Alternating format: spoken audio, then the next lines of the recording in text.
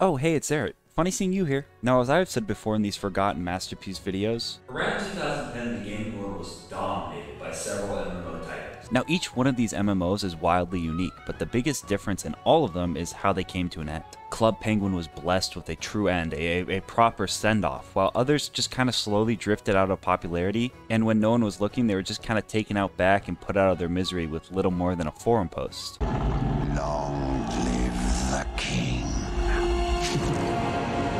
Still, most of these games are fondly remembered by fans and still talked about to this day. Of course, there's private servers, etc., but they truly only live on in our hearts and memories. It's kind of weird though, there's like always been a void, like a certain lapse in my memory, an embodiment of darkness in the back of my mind. An MMO, perhaps even a majorly licensed one that didn't just fade into obscurity, but faded into nothingness. Something about like pirates or something? I'm probably just bugging and idealizing Pirate 101. Anyways, you guys been following all this like Amber Heard, Johnny Depp trial stuff? I mean, what a total bitch. I can't believe she did that to my man Johnny like that. I love all his movies, literally all his movies. I mean, Pirates of the Caribbean is one of my favorite childhood movies, favorite movie of all time probably. Wait. Pirates of the Caribbean.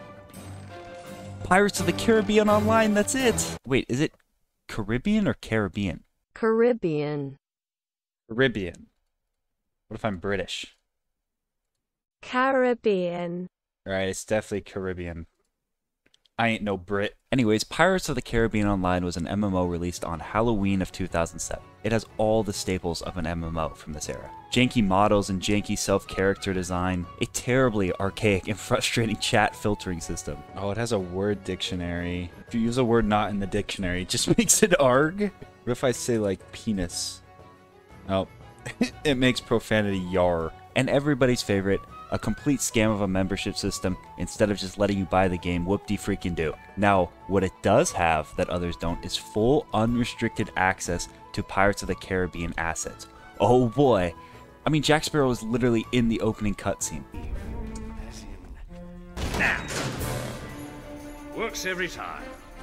That's like if in Wizard 101 Dumbledore and Gandalf the Grey just started flinging fire cats at one another. I mean, I guess they did somehow get the rights for Nick Jonas to be put in the game where he still remains in the year 2022. I'm getting off task again. A lot of the popular cast members are here, and while the story of the game doesn't in any way follow the story of the movies, it's still very true to the characters themselves. The story is one for the ages, but I don't really remember it, alright? I've never beaten this game completely. Cut me some slack, I was like in the single digits when this shit was popular, okay? From what I've read though, it does follow in line with the spirit of the movies.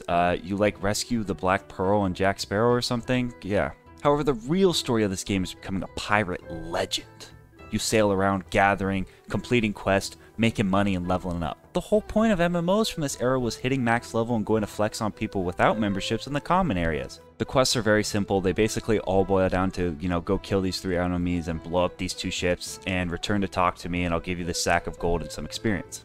Now to do that, you're going to need to use the 3 forms of combat. There's voodoo, which is basically a form of dark magic. As a God-fearing man, I never really experimented with this, but it does seem like a pretty cool mechanic that provides some depth to the gameplay. It's basically just a form of magic in other MMOs. There's also sword fighting and guns combat. The sword fighting is that 2007 style of janky slashing, but you can actually move the mouse in certain directions to perform combos for quicker and better attacks. It was actually really surprisingly intuitive and less mind-numbing than something like Skyrim combat. God.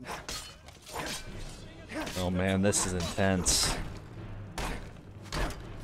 I wonder if I will swing or slash next. Oh, I died. Bethesda, I would actually look into incorporating something like this into the Elder Scrolls 6. There's also guns, but you can only shoot dead things or something. There's something called the Pirate's Code in this game, which reads... Hold on, gotta put on my best pirate accent for 1 second. All adherents of the code pledge to be bound together as a brotherhood of pirates, arg, sharing alike all in one's fortunes and troubles. Every member shall have an equal vote in the affairs of the moment and equal shares of the provisions, arg. Every pirate shall obey the code.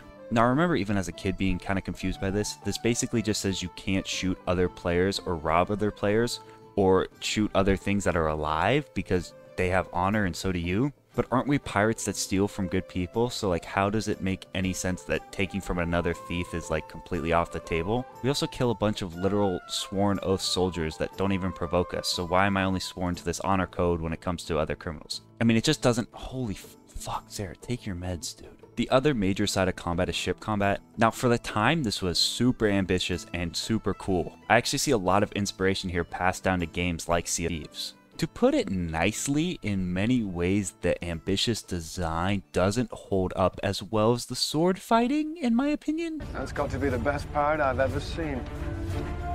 So it would seem. I call this a spinning tabletop of pirateering. Too agile. Too nimble. They can't hold me.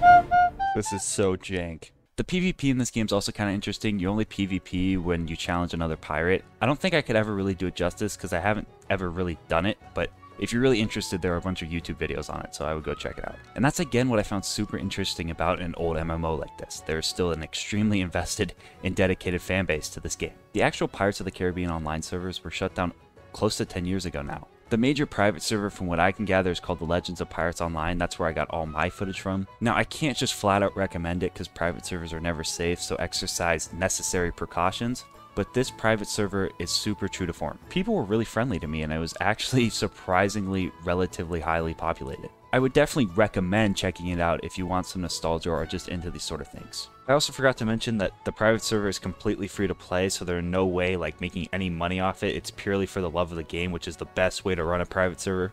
Sure, it's janky and outdated, but there's just a certain charm to these games that I don't think I can really explain unless you experience it for yourself. Now, with all this positive stuff I said, it raises the question, why did it die? Well, for starters, it's a Disney property, and if you aren't churning out the big bucks for the mouse, we all know what happens. For Disney, once it stopped being meaningfully profitable and the Pirates of the Caribbean movies themselves just kind of fell out of relevance, it just made sense to toss it to the wayside. Honestly, I don't even remember this game really dying. They just kind of let the game fade away. And this was much to the dismay of most of the fans. They felt like Disney had kind of forgotten and betrayed them. From Disney's perspective, it just made a lot more sense to take a new property instead of reworking an old one that would take way more work to rework than just making a new game.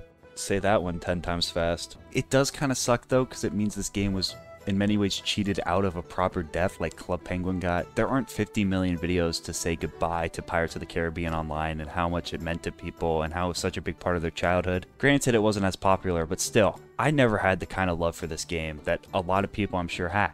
But I made this video in my own way to hopefully give this piece of many of our childhoods a proper send-off into the sea. So I can truly say it's become Pirates of the Caribbean Online, the forgotten masterpiece.